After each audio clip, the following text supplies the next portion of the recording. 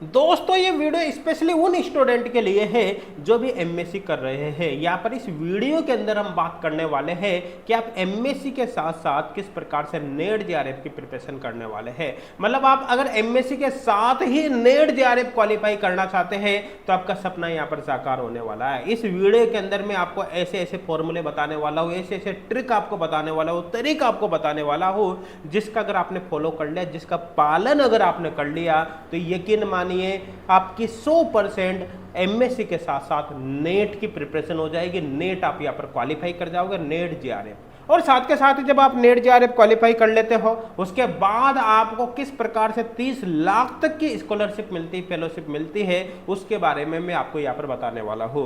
इस वीडियो में आगे बढ़ने से पहले सबसे पहले इसकी ओवरव्यू पर बात कर लेते हैं कि यहाँ पर हम किन किन टॉपिक को कवर करने वाले हैं। एक तो मैं यहाँ पर आपका नेट के लिए एलिजिबिलिटी क्राइटेरिया को बात करूंगा, साथ के साथ एमएससी के साथ अगर आप नेट की प्रिपरेशन करते हो तो आपको इसके क्या क्या बेनिफिट मिलने वाले, क्या फायदा मिलेगा, और अगर आप नेट क्वालिफाई कर लेते हो फाइनली तो नेट जेआरएफ क्वालिफाई करने के बाद क्या अपॉर्चुनिटी आपके हाथ में आएगी, इसके बारे में बात करेंगे। साथ के साथ ही देखो नेट का सिलेबस अपने आप में काफी बड़ा है और नेट का सिलेबस आपको कवर करना है। एमएससी के साथ साथ आपको एमएससी का भी सिलेबस कवर करना है, तो कुल मिलाकर एमएससी प्लस नेट का जो इतना बड़ा सिलेबस हो जाता है उसको आप किस प्रकार से कवर करोगे, वो भी बिना किसी स्ट्रेस के, इसके बारे में यहाँ पर बात करेंगे। क्या आपकी प्रिपरेशन स्ट्रेच होनी चाहिए, प्लानिंग होनी चाहिए, इसके बारे में बात करेंगे। आप एमएससी के साथ साथ नेट की भी जब प्रिपरेशन करोगे तो आपका टाइम मैनेजमेंट किस प्रकार का होना चाहिए, आप किस प्रकार से अपने डेली का शेड्यूल यहाँ पर फिक्स करोगे, वो सारी बात मैं यहाँ पर करूंगा। कैसे आप अपने प्रिपरेशन को स्टार्ट करोगे, आपका एग्जाम पैटर्न के बारे में भी आपको यहाँ पर बता दूंगा। साथ के साथ ही जो नेट जेआरएफ अगर आपका क्वालिफाई होता है तो नेट जेआरएफ का जो सर्टिफिकेट है वो कब तक के लिए वैलिड रहता है, इसके बारे में मैं आपको यहाँ पर बताने वाला हूँ।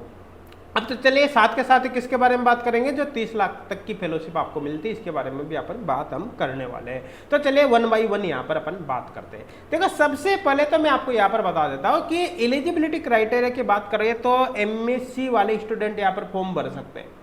अब चाहे आप एमएससी प्री के स्टूडेंट हो या एमएससी फाइनल के स्टूडेंट हो, या अगर आपका सेमेस्टर सिस्टम है तो MSc first sem, second same, third same, fourth same, आप किसी भी सेम के स्टूडेंट हो, अगर आपका एमएससी कंप्लीट पास आउट हो गया हो तब भी आप फॉर्म भर सकते हो। कुल मिलाकर एमएससी चाहे अपेयरिंग वाली स्टूडेंट हो या फिर एमएससी पास आउट स्टूडेंट हो, यहाँ पर आप फॉर्म भर सकते हैं। हाँ एक बात मैं यहाँ पर बता देता हूँ, कुछ कंडीशन है। अगर आप एमएससी अगर आपकी कंप्लीट अभी नहीं हुई है, एमएससी आपकी चल रही है, मतलब एमएससी अपेयरिंग है, तो ऐसे केस में जिस दिन आपका नेट का रिजल्ट आएगा, ध्यान देना आपने एमएससी के साथ साथ नेट का फॉर्म भरा, आपका नेट का फॉर्म भरा, तो जिस दिन आपका नेट का रिजल्ट आएगा उससे 2 साल के अंदर अंदर आपको एमएससी कंप्लीट कर लेने। ऐसा नहीं कि आप बीच में फेल हो जाओ 1-2 बार, है ना, और जो एमएससी आपके 2 साल में कंप्लीट हो जाती है उसको आप 3 साल 4 साल लगा दो, तो फिर वो केस अलग हो गया। तो कुल मिलाकर जिस दिन नेट का रिजल्ट आता है उसके 2 साल के अंदर अंदर आपको अपनी एमएससी कंप्लीट कर लेनी है, तो फिर आप यहाँ पर एलिजिबल हो जाओगे, चाहे आप एमएससी प्री की स्टूडेंट हो या किसी सेम की स्टूडेंट हो या फिर एमएससी पास आउट हो। आई थिंक क्लियर हो गया होगा। आपकी जब एमएससी पास आउट हो जाएगी, एमएससी कंप्लीट हो जाएगी, या फिर आपकी ऑलरेडी एमएससी कंप्लीट है, तो अगर आप जनरल अनरिजर्व्ड ईडब्ल्यूएस कैटेगरी के स्टूडेंट है तो मिनिमम एमएससी में आपके 55% मार्क्स होने चाहिए। अगर आप OBC, non criminal, SC ST, PWD या फिर थर्ड जेंडर कैंडिडेट है तो मिनिमम आपके 50% मार्क्स होना चाहिए। तो आई थिंक एलिजिबिलिटी क्राइटेरिया आपके पूरा समझ में आ गया होगा। अब बात करते हैं कि एमएससी के साथ अगर आप नेट जेआरएफ की प्रिपरेशन करते हो तो इसके फायदे क्या है, फिर कैसे प्रिपरेशन करोगे, सब कुछ बताऊंगा ए टू जेड। सबसे पहले देख लेते हैं इसके बेनिफिट आखिरकार क्या होने वाले हैं। देखो एमएससी के साथ प्रिपरेशन करने का सबसे शानदार बेनिफिट तो ये होगा कि आपके कॉन्सेप्ट एमएससी के दौरान ही बहुत स्ट्रांग हो जाएंगे। अगर आपके स्ट्रांग कॉन्सेप्ट होंगे तो उसका सीधा सीधा बेनिफिट आपको एमएससी में मिलेगा। भाई नेट तो आपके क्वालिफाई होगी पक्का है, लेकिन एमएससी में भी आपको उसका बेनिफिट मिलेगा। एमएससी में यहाँ पर आपकी परसेंटेज इंक्रीज हो जाएगी, तो जहां पर आपकी 70% बनने वाले वहां पर 80 बनेगी, 80 बनने वाले तो 85 बनेगी। हाँ इस तरह से आपकी कुल मिला के परसेंटेज यहाँ पर जंप करेगी। साथ के साथ ही क्या होगा, ज्यादातर स्टूडेंट क्या करते हैं, पहले एमएससी की प्रिपरेशन कर लेते हैं, एमएससी कंप्लीट होने के बाद नेट की प्रिपरेशन करते हैं। तो ऐसे केस में जब वो बाद में नेट की प्रिपरेशन करते हैं तो उनको 1 से 2 साल का एक्स्ट्रा समय लग जाता है। लेकिन अगर आप एमएससी के साथ ही प्रिपरेशन करते हैं तो आपकी लाइफ के, आपके जिंदगी के 1 से 2 साल बच जाएंगे, आपको बाद में एक्स्ट्रा प्रिपरेशन नहीं करनी पड़ेगी। इसका देखो फाइनेंशियली बेनिफिट भी आपको मिलेगा। कैसे मिलेगा फाइनेंशियल बेनिफिट, देखो भाई, मैं मानता हूं कि एक स्टूडेंट जब तैयारी करता है, जनरली जो बाहर रहकर स्टडी करते हैं, है ना, अपने घर से थोड़ा बाहर, उनके 1 साल का जो खर्चा आता है मिनिमम 2 लाख के आसपास खर्चा आ जाता है। तो अगर 1 से 2 साल का खर्चा मानते हैं तो 2 से 4 लाख का उनका खर्चा आता है तैयारी करने का। लेकिन अगर आप एमएससी के साथ ही प्रिपरेशन कर लेते हो तो जो आपको एक्स्ट्रा बर्डन आने वाला था एमएससी के बाद में, वो बर्डन अब आपके नहीं आएगा। तो कुल मिलाकर फाइनेंशियली आपके बेनिफिट होगा, आपके घर वालों के 2 से 4 लाख रुपए यहाँ पर बच जाएंगे, जो आगे आप ही के काम में आने वाले हैं। साथ के साथ ही जब आप एमएससी के साथ ही प्रिपरेशन कर लेते हो, तो एमएससी के साथ जब नेट की प्रिपरेशन करते हो, तो देखो नेट का सिलेबस इस तरह से डिजाइन किया हुआ है कि नेट का सिलेबस कई अदर केमिस्ट एग्जाम के सिलेबस को ऑटोमेटिक कवर कर जाता है। जैसे अगर आप नेट की प्रिपरेशन करते हो तो एमएससी के साथ साथ ही आपकी नेट के जब प्रिपरेशन करोगे तो आपके NTPC, ONGC, geo scientist, DIPP है ना, patent officer, UPSC scientist B, साथ के साथ GATE, college lecture, TIFR, SET, अगर आप फर्स्ट ग्रेड की प्रिपरेशन करते हो तो वो, ये कई सारे ऐसे एग्जाम है जिनकी प्रिपरेशन ऑटोमेटिकली नेट के साथ साथ हो जाती है। तो कुल मिलाकर सीधी सीधी बात है, आप नेट के प्रिपरेशन अलग से नहीं कर रहे, एमएससी के साथ नेट की प्रिपरेशन कर रहे हो, और इसी के साथ साथ इतने सारे एग्जाम और इस जैसे और भी कई सारे एग्जाम की प्रिपरेशन ऑटोमेटिक हो गई। तो कुल मिलाकर आपके एमएससी होने के तुरंत बाद इन एग्जाम में सिलेक्शन के चांस आपके बहुत ज्यादा बढ़ जाएंगे, ये मान के चलना। तो कुल मिलाकर एक बड़ी कैरियर अपॉर्चुनिटी निकलकर आपके सामने यहाँ पर आएगी। तो आपको भाई कुल मिलाकर प्रिपरेशन एमएससी के साथ ही करना है। अगर आप एमएससी के साथ प्रिपरेशन ना करके एमएससी के बाद में प्रिपरेशन करते हो तो देखो इसका बहुत बड़ा नेगेटिव इफेक्ट होता है। कैसे होता है? एमएससी के साथ जब आप प्रिपरेशन करते हो तो उस दौरान एमएससी के साथ में आपके घर वाले आपका पूरी से सपोर्ट करते हैं। उनको लगता है कि भी बच्चा पढ़ रहा है, एमएससी उसकी चल रही है। लेकिन जब आपकी एमएससी कंप्लीट हो जाती है तो आपको घर वालों को भी आपसे एक उम्मीद पैदा हो जाती है, कि अब हमारा बच्चा या बच्ची है, अब कुछ कमाकर हमको देगा। उसके ऊपर कुछ फाइनेंशियल प्रॉब्लम आ जाती है, घर वालों का भी कुछ प्रेशर आ जाता है, शादी उदी की भी बहुत सारे जो घर वाले पेरेंट्स वगैरह है उनके भी देखने लग जाते हैं। तो कुल मिलाकर एक प्रेशर के अंदर स्टूडेंट आ जाता है। ऐसे केस में फिर वो ज़्यादा लंबा समय प्रिपरेशन के लिए दे ही नहीं पाता है।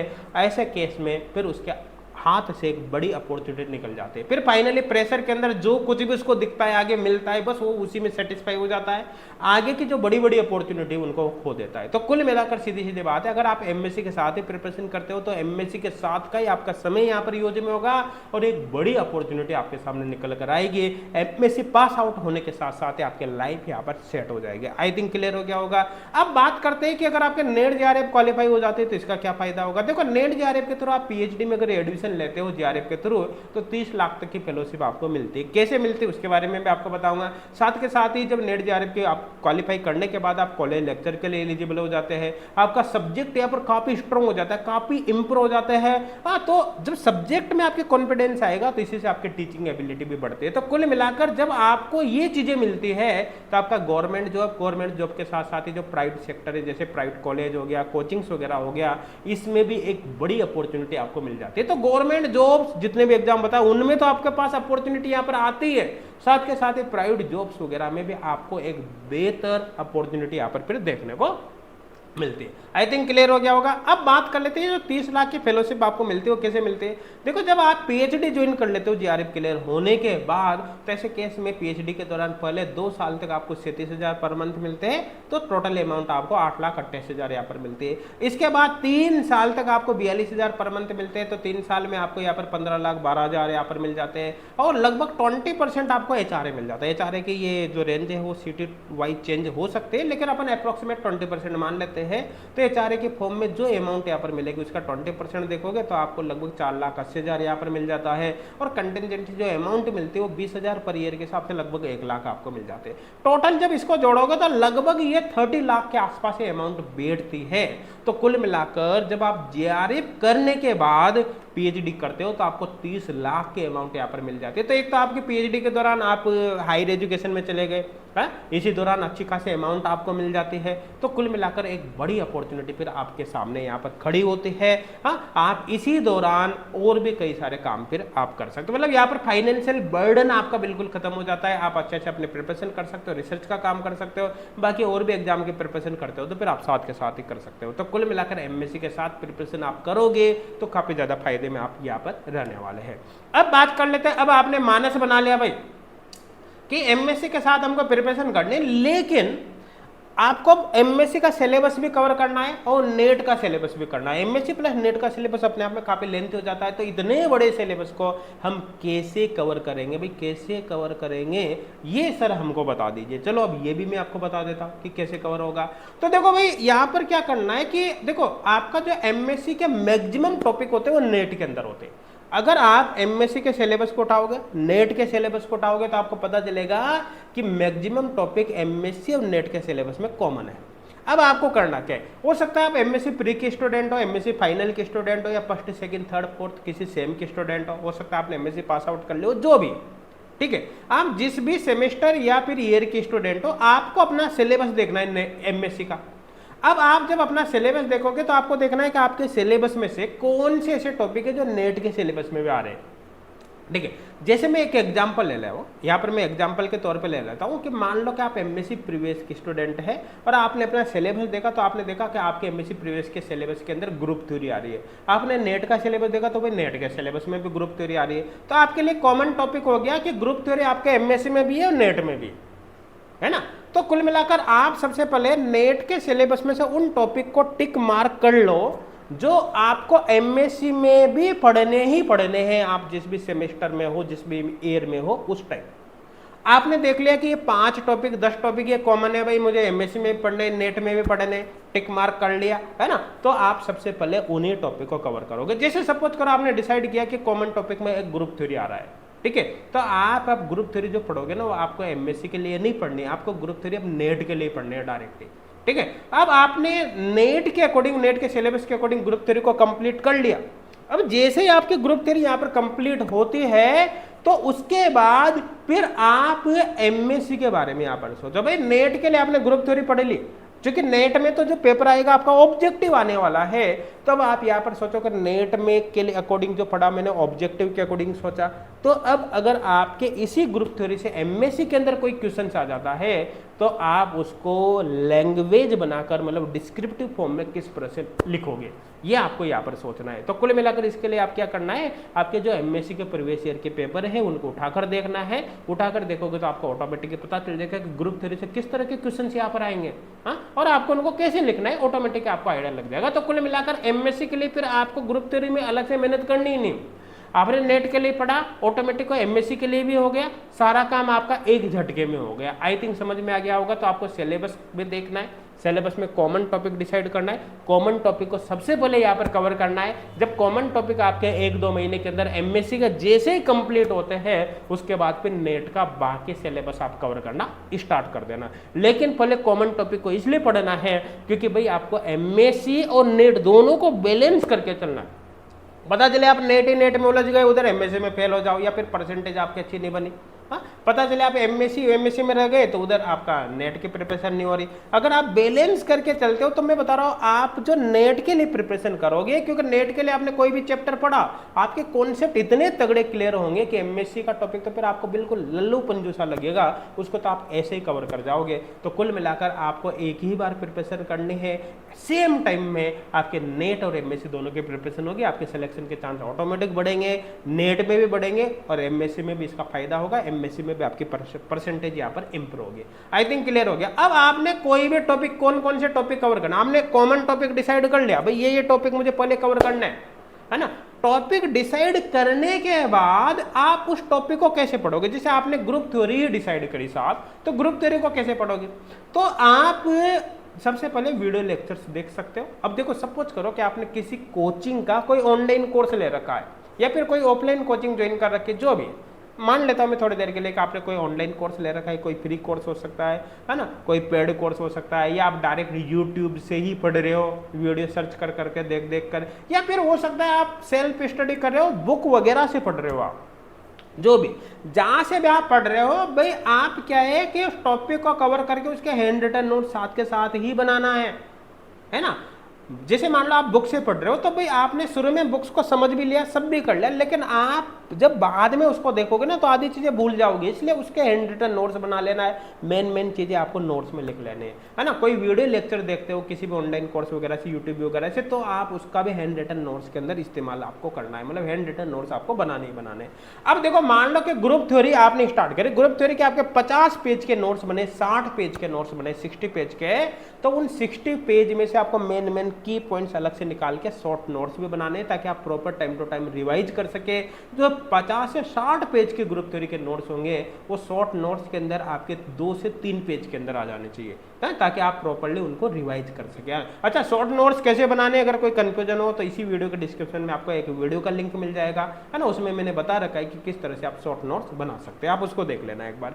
अब जैसे आपने शॉर्ट नोट्स भी बना लिया तो कुल मिलाकर आपका चैप्टर यहाँ पर कंप्लीट हुआ, लेकिन पूरी तरह से कंप्लीट नहीं हुआ। अब आपको उस चैप्टर का शॉर्ट नोट्स के थ्रू रिवीजन कर लेना। आपने हैंड रिटन नोट्स बना ले, शॉर्ट नोट्स भी बना ले, आपको शॉर्ट नोट्स के थ्रू ही उसका रिवीजन कर लेना है, पूरे नोट्स को तुरंत देखने की आवश्यकता नहीं है, ठीक है ना। बाद में कंफ्यूजन हो तो यहाँ पर देख सकते हैं। और शॉर्ट नोट से रिवीजन करने के बाद आप नेट के जो प्रीवियस ईयर क्वेश्चन है ना उनको सॉल्व कर लेना। प्रीवियस ईयर क्वेश्चन का आप कोई क्वेश्चन बैंक वगैरह ले सकते हो, है ना, कहीं से भी आप एचगोड क्लासेस या फिर किसी भी इंस्टीट्यूट से कोई ऑनलाइन यहाँ पर क्वेश्चन बैंक ले सकते हो, मार्केट से, अमेजोन वगैरह से, कहीं से भी आप कोई बुक बाई कर सकते हो। लेकिन प्रीवियस ईयर क्वेश्चन आपके पास होना चाहिए, ताकि आपको पता चले कि आपने टॉपिक पढ़ा है, टॉपिक पढ़ने के बाद प्रीवियस ईयर क्वेश्चन सॉल्व करते हो नहीं करते, होते ही नहीं होते।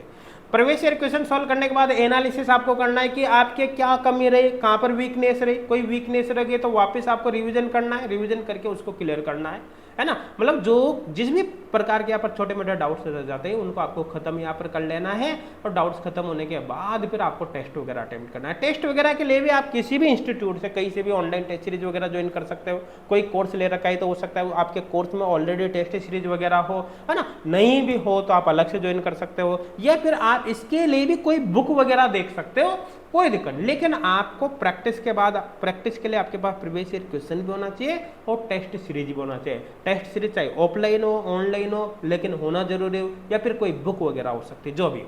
तो कुल मिलाकर आप वीडियो लेक्चर्स वगैरह देखो, बुक्स वगैरह देखो, इनसे पहले हैंड रिटन नोट्स बनाना है, फिर शॉर्ट नोट्स बनाना है, पीवाई को आपको सॉल्व करना है, छोटे मोटे डाउट हो तो उनको क्लियर करना है, टेस्ट वगैरह आपको अटेम्प्ट करना है, पूरी एनालिसिस करनी है। अब आपका चैप्टर कंप्लीट हुआ। जैसे चैप्टर कंप्लीट हो गया, थोड़ा सा आप इसको एमएससी के बारे में सोचो कि एमएससी में कोई क्वेश्चन आ जाता है तो उसको आप किस प्रकार से लिखोगे। अब आपका चैप्टर यहाँ पर भाई कंप्लीट हो गया। आई थिंक समझ में आ गया। अब आपने ये डिसाइड भी कर लिया भाई ये कॉमन टॉपिक और इनकी प्रिपरेशन में ऐसे करूंगा, प्रत्येक चैप्टर को इस तरह से कवर करूंगा, ठीक है। इसके बाद आपको प्रिपरेशन कब स्टार्ट करनी चाहिए भाई? आप जब एमएससी में एडमिशन लोगे तभी से आपको अपने प्रिपरेशन को स्टार्ट कर देना चाहिए, या पहले आपको महीने, 2 महीने, 4 महीने, 6 महीने, 1 साल आपको रुकना है, उसके बाद प्रिपरेशन करना है, या फिर एमएससी पास आउट हो जाए तभी प्रिपरेशन करनी है? आपको मैं बता देता हूँ भाई, समय नहीं है। मैंने आपको बताया ना, आपको 1 से 2 साल का समय यहाँ पर बचाना है। तो सीधी सीधी बात है, आप भैया जैसे वीडियो खत्म हो ना, आप प्रिपरेशन प्लानिंग कर लो और अपने प्रिपरेशन को स्टार्ट कर दो। समय बिल्कुल नहीं है भाई, समय अमूल्य होता है, टाइम भाई बहुत ही मूल्यवान होता है, इसको बिल्कुल भी आपको नहीं खोना है। आप प्रिपरेशन चाहे सेल्फ करो, कोई दिक्कत नहीं, कहीं से आप ऑफलाइन कोर्स ज्वाइन कर लो, किसी कोचिंग का ऑनलाइन कोर्स ज्वाइन कर लो, यूट्यूब से पढ़ लो, कहीं से भी पढ़ो। एचगोड क्लासेज पे तो हमने पेड कोर्स तो है ही सही, लेकिन पेड के साथ साथ हमने फ्री कोर्स भी स्टूडेंट को प्रोवाइड किया है, ताकि कोई स्टूडेंट अगर मान लो पेड कोर्स ज्वाइन नहीं भी करे तो फ्री कोर्स से भी अपनी प्रिपरेशन को कर सकता है। तो आप एचगोड क्लासेज एप्लीकेशन डाउनलोड कर सकते हो, लिंक आपको डिस्क्रिप्शन में मिल जाएगा, है ना। आपको वहां पर नेट का फ्री कोर्स भी मिल जाएगा, उसका बेनिफिट भी आप उठा सकते हो। आई थिंक क्लियर हो गया होगा। अब आपने डिसाइड कर लिया भाई हमको प्रिपरेशन करनी, चाहे कैसे भी करनी, तो प्रिपरेशन स्टार्ट कैसे करनी है, प्रिपरेशन स्ट्रेटजी क्या होनी चाहिए, इसके बारे में बात कर लेते हैं। तो देखो भाई, यहाँ पर प्रिपरेशन स्ट्रेटजी बनाने से पहले, प्रिपरेशन स्टार्ट करने से पहले आपको नेट का जो एग्जाम पैटर्न है वो कंप्लीट पता होना चाहिए। एग्जाम्पल के तौर पर मैं यहाँ पर केमिकल साइंस की बात कर लेता हूँ। अगर आपका कोई दूसरा सब्जेक्ट है तो आप अपने सब्जेक्ट के अकॉर्डिंग पैटर्न को एक बार देख लेना। जैसे अगर नेट के एग्जाम की बात करें तो नेट का जो पेपर होता है उसमें 3 सेक्शन होते हैं। सेक्शन ए के अंदर 20 क्वेश्चन होते हैं। 20 क्वेश्चन में से आपको 15 क्वेश्चन मैक्सिमम अटेम्प्ट करने होते हैं। 15 से ज़्यादा आप अटेम्प्ट नहीं कर सकते, बाकी जितने आए उतने अटेम्प्ट करना, लेकिन 15 मैक्सिमम अटेम्प्ट कर सकते हो। प्रत्येक क्वेश्चन 2 नंबर का है, नेगेटिव मार्किंग 0.5 है। ओवरऑल 15 × 2 करोगे तो 30 मार्क्स का सेक्शन ए होता है। सेक्शन ए में केमिस्ट्री के क्वेश्चन नहीं होता, जनरल एप्टीट्यूड के क्वेश्चन होते हैं, है ना। सेक्शन बी और जो सेक्शन सी होता है वो केमिस्ट्री का होता है। सेक्शन बी के अंदर केमिस्ट्री के मीडियम लेवल के क्वेश्चन होते हैं, बहुत ज़्यादा टफ नहीं होते, बहुत ज़्यादा इजी नहीं होते, है ना। 40 क्वेश्चन होते हैं, आपको मैक्सिमम 40 क्वेश्चन यहाँ से अटेम्प्ट, 35 क्वेश्चन आप अटेम्प्ट कर सकते हो। प्रत्येक क्वेश्चन 2 मार्क्स का है, 0.5 नेगेटिव मार्किंग है, टोटल 70 मार्क्स का पार्ट होता है। सी सेक्शन में थोड़े से हाई लेवल के क्वेश्चन होते हैं, केमिस्ट्री के होते हैं, इसके अंदर 60 क्वेश्चन होते हैं और 60 में से मात्र आपको 25 क्वेश्चन यहाँ पर अटेम्प्ट करने होते हैं। प्रत्येक क्वेश्चन 4 मार्क्स का है, नेगेटिव मार्किंग यहाँ पर 1 नंबर होगा, टोटल ये 100 नंबर का पार्ट होता है। इस तरह से अगर आप टोटल यहाँ पर करके देखते हो तो आपके पेपर में टोटल 75 क्वेश्चंस होते हैं, मतलब टोटल जितने भी क्वेश्चंस होते हैं उनमें से 75 क्वेश्चन आपको अटेम्प्ट करने होते हैं और टोटल 200 मार्क्स का यहाँ पर आपके लिए हो जाता है। 200 मार्क्स में से अगर केमिस्ट्री आप देखोगे तो 70 + 100 मार्क्स मतलब 170 मार्क्स की केमिस्ट्री होगी और बाकी आपका 30 मार्क्स का जनरल एप्टीट्यूड होगा। केमिस्ट्री के अलावा अगर आपका कोई दूसरा सब्जेक्ट है तो आप अपने सब्जेक्ट के अकॉर्डिंग यहाँ पर पैटर्न को एक बार देख लेना। आई थिंक क्लियर हो गया होगा। एग्जाम पैटर्न में मेरे हिसाब से कोई डाउट अब आपके नहीं होगा। अब बात करते हैं भाई आप जो स्टडी प्लान बनाओगे कैसे बनाओगे। भाई आपकी एमएससी भी चल रही है, मैं मान के चल रहा हूँ, तो आपको अपना एमएससी का भी सिलेबस कवर करना है और नेट का भी सिलेबस कवर करना है। तो दोनों को किस तरह से मैनेज करोगे, क्या आपका टाइम मैनेजमेंट प्लानिंग होनी चाहिए, चलो उसके बारे में बात कर लेते हैं। मैं यहाँ पर एक एग्जांपल ले रहा हूँ कि मान लो आपका जो कॉलेज का टाइम है वो 11 to 5 PM, 11 AM to 5 PM, मैं ऐसा मान रहा हूँ। यहाँ पर हो सकता है आपका कॉलेज का टाइम कुछ अलग हो सकता है आप किसी प्राइवेट कॉलेज से कर रहे हो और आपका कॉलेज का टाइम सुबह मॉर्निंग में 7 बजे से हो, 8 बजे से हो, जो भी हो। मैं एक पर्टिकुलर एग्जाम्पल लेकर यहाँ पर एक्सप्लेन कर रहा हूँ, बाकी शेड्यूल को फिर आप अपने अकॉर्डिंग चेंज कर लेना। तो मान लो कि आपका कॉलेज का जो टाइमिंग है वो 11 AM to 5 PM है, तो ऐसे केस में आप क्या कर सकते हो कि 11 AM से पहले मॉर्निंग में लगभग 3 से 3.5 घंटे या 3 से 4 घंटे के आसपास आपको स्टडी के लिए टाइम निकालना है और उस समय आपको नेट की स्टडी करनी है ना। अगर आपका टाइमिंग अलग है तो थोड़ा सा आप अपने अकॉर्डिंग प्लान को यहाँ पर चेंज कर लेना है। तो कुल मिला के 3 से 4 घंटे आप मॉर्निंग में नेट की स्टडी जरूर कर लेना, है ना। इसके बाद अब आप जब कॉलेज में चले जाओगे तो आपको जब कॉलेज में टाइम मिलता है तो कॉलेज टाइम के अकॉर्डिंग ही आप एमएससी रिलेटेड स्टडी कर सकते हो। क्योंकि मैंने आपको बताया ना भाई, जैसे आप नेट में भी कॉमन टॉपिक पढ़ोगे तो एक तरह से नेट के साथ साथ आपकी एमएससी की प्रिपरेशन ऑलरेडी हो रही है, ठीक है ना। तो आपको अलग से टाइम देने की जरूरत नहीं है। थोड़ा बहुत जो आपको एमएससी के लिए एक्स्ट्रा पढ़ना भी पड़े उस टाइम को आप कॉलेज के अंदर ही निकाल सकते हो। सपोज करो आप कॉलेज में थोड़े से ज़्यादा बिजी रहते हो, आपके प्रैक्टिकल वगैरह वहाँ पर चलती रहती है, क्लासें वगैरह चलती रहती है, तो ऐसे केस में क्या कर सकते हो आप थोड़ा बहुत समय इवनिंग में भी एमएससी के लिए निकाल सकते हैं।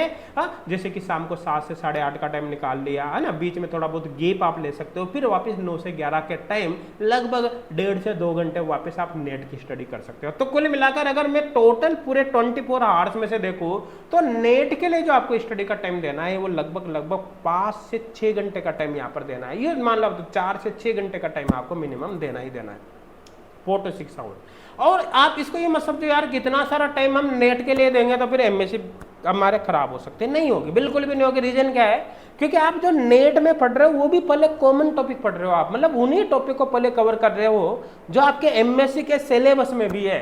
इसका मतलब है आपके नेट की जब आप स्टडी कर रहे हो तो उसके साथ साथ भी आपकी एमएससी की स्टडी ही हो रही है, तो आपको यहाँ पर घबराने की बिल्कुल भी जरूरत नहीं है। इससे आपके एमएससी में कुल मिला के परसेंटेज इंप्रूव होगी, इससे कम नहीं होगी। साथ के साथ आप रिविजन का एक प्रॉपर शेड्यूल यहाँ पर बना लेना है। जैसे आपने सोच लिया कि भाई वीकली में रिविजन के लिए दिन दूंगा, जैसे संडे आपको पता ऑफ रहता है, हॉलीडे रहता है, तो संडे को मैं कंप्लीट रिवीजन वगैरह पे दूंगा। थोड़ा बहुत रिवीजन में एमएससी का यहाँ पर करूंगा, थोड़ा बहुत रिवीजन नेट का करूंगा, क्वेश्चन प्रैक्टिस थोड़ी बहुत यहाँ पर एक्स्ट्रा बढ़ाऊंगा, जो भी करना हो। कोई एक्स्ट्रा अगर कोई वर्क भी रहता है तो आपको पता है कॉलेज वगैरह में कितनी छुट्टी आती रहती है, तो उस वर्क लोड को भी आप उन हॉलीडेज के अंदर खत्म कर सकते हो। लेकिन जो आप एक बार शेड्यूल बनाओगे, कोशिश करना आप उसको कंटिन्यू फॉलो करें। पता चले 4 दिन आपने फॉलो किया और बाद में वो डिस्टर्ब आपका हो गया तो फिर कुछ भी नहीं होने वाला। आई थिंक यहाँ पर क्लियर हो गया होगा। अब ये सारी चीज मैंने आपको बता दी, मैंने आपको बताया था कि किस तरह से आपको प्रिपरेशन करनी है, क्या करनी है, कैसे आपको टाइम मैनेज करना है, सब कुछ आपको बता दिया। अब एच गुड क्लासेज एप्लीकेशन पर CSR नेट का फ्री ऑनलाइन कोर्स भी मैंने आपको बताया था ना शुरू से, फ्री ऑनलाइन कोर्स भी पेड भी है। देखो फ्री ऑनलाइन कोर्स के अंदर भी हमने 1000+ वीडियो लेक्चर स्टूडेंट के लिए प्रोवाइड किया है। इन फ्री ऑनलाइन कोर्स के थ्रू भी आप MSc के साथ साथ नेट की प्रिपरेशन कर सकते हैं। हाँ, अगर थोड़ी बहुत अमाउंट आप खर्च कर सकते हो, पैसा खर्च कर सकते हो, तो ऐसे केस में आप नेट के फ्री के स्थान पर आप पेड ऑनलाइन कोर्स पर जा सकते हैं। पेड ऑनलाइन कोर्स आपको जून और दिसंबर दोनों एग्जाम के लिए मिल जाएगा, गेट के लिए भी मिल जाएगा, ठीक है ना। पेड कोर्स ज्वाइन करने से पहले आप उसका फ्री डेमो लेकर भी देख सकते हो। कर वो अलग बात है, पेड कोर्स ज्वाइन करना या नहीं करना एक अलग चीज है, लेकिन आप MSc के साथ नेट की प्रिपरेशन जरूर स्टार्ट करें, चाहे आप सेल्फ स्टडी करो या फिर किसी कोर्स के थ्रू करो। एच गुड क्लासेस तो स्टूडेंट के हेल्प करने के लिए ये फ्री कोर्स उन्होंने हमने डिजाइन किया है, ताकि स्टूडेंट किसी भी प्रकार से उनकी स्टडी डिस्टर्ब नहीं हो, MSc के साथ साथ उनके सिलेक्शन के चांस आगे बढ़ सके। तो दोस्तों अभी आप इसी वीडियो के डिस्क्रिप्शन में आपको एच गुड क्लासेज एप्लीकेशन का लिंक मिल जाएगा, एप्लीकेशन को आप डाउनलोड करें और अभी आप इन ऑनलाइन कोर्सेज को ज्वाइन करके प्रिपरेशन करें। और मैं कहूँगा आज से ही आपको प्रिपरेशन स्टार्ट करने, यहाँ पर टाइम आपको बिल्कुल भी नहीं लगाना। Thank you.